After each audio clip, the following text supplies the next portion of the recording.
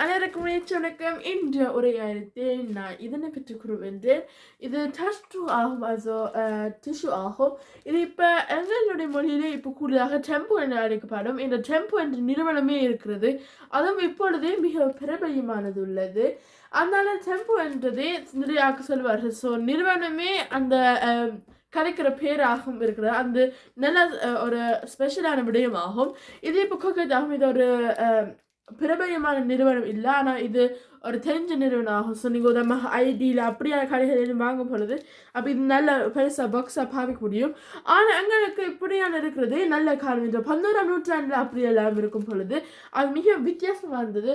என்ற 11ஆம் நூற்றாண்டிலே அது இப்படியாக தான் இருந்திருக்கும். அப்போ நீங்கள் நல்ல வித்தியாசமானதானது தான் பாவிச்சிருப்பீங்க.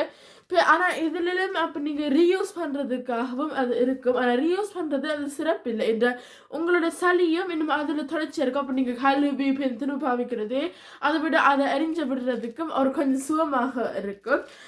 இதில் நீங்கள் உங்களுடைய மூக்கு துடைக்கிறதுக்கு மட்டும் வெளியில் கொண்டு போகிறது தான் சிறப்பாகும். என்று நீங்கள் ஒவ்வொரு முறையும் மூக்கை நீங்கள் இதோட பர்சன் பண்ணும் பொழுது அது உங்களுக்கு மூக்குக்கும் நோய் கொண்டு வரும்.